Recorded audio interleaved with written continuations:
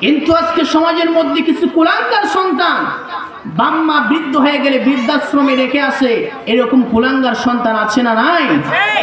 মাহারারে বুঝবে তুমি কতই যন্ত্রণা। মনে রাখবেন, পৃথিবীর দামি সম্পদ মা এবং বাবা, শ্রেষ্ঠ সম্পদ মা এবং বাবা। বাবা মা যদি বিছানাও পড়েও থাকে, 70 বছর বয়স হয়ে গিয়েছে, সেই বাবা মা আমার জন্য আপনার জন্য রহমত। কারণ হলো, সেই বাম্মা যদি সন্তানের জন্য দোয়া করে, মুহূর্তের ভিতরে সেই সন্তানকে ভিক্ষুক থেকে কোটিপতি বানিয়ে দিবেন কে? আবার যদি বাম্মা সন্তানের জন্য বদদোয়া করে, মুহূর্তের ভিতরে ওই সন্তানকে কোটিপতি থেকে ভিক্ষুক বানিয়ে দিবেন কে? এই পৃথিবীতে সব থেকে দাবি সম্পদ হচ্ছে বাবা এবং মা।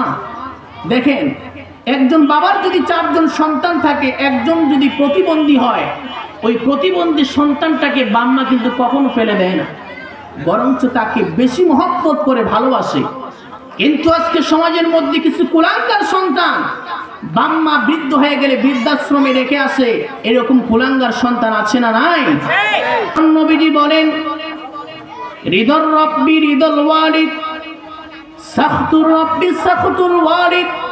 পিতামাতা যদি খুশি হয়, আল্লাহ খুশি হয়ে যান। পিতামাতা যদি নারাজ হয়ে যায়, আমার আল্লাহ পর্যন্ত নারাজ হয়ে যায়। রাসূল বলছেন, হুমা জান্নাতুকা ওয়া নারুকা। পিতামাতাই তোমার জান্নাত, পিতামাতাই তোমার জাহান্নাম। পিতামাতার সঙ্গে যদি ভালো আচরণ করো, এর আচরণের কারণে, এই আচরণের কারণে, ভালো আচরণের কারণে আল্লাহ তোমাকে জান্নাত দিবেন। আর যদি খারাপ আচরণ করো, তোমার মা যদি কষ্ট পায়, বাবা যদি কষ্ট পায়, ওই সন্তানের জন্য আল্লাহ জান্নাত হারাম করে দিবেন। মায়ের মনে কেউ কোনোদিন, মায়ের মনে কেউ কোনোদিন কষ্ট দিও না। মাহারারে বুঝবে তুমি কতই যন্ত্রণা, মাহারারে বুঝবে তুমি কতই যন্ত্রণা। মায়ের মনে কেউ কোনোদিন, মায়ের মনে কেউ কোনোদিন কষ্ট দিও না। মাহারারে বুঝবে তুমি কতই যাতনা, মাহারারে বুঝবে তুমি কতই যন্ত্রণা।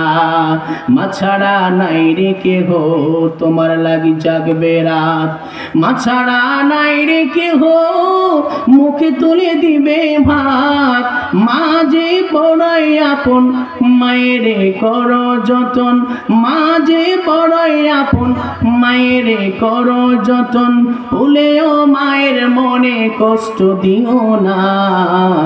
মাহারারে বুঝবে তুমি কতই যাতনা, মাহারারে বুঝবে তুমি কতই যন্ত্রণা। কথা বলেন ঠিক কিনা?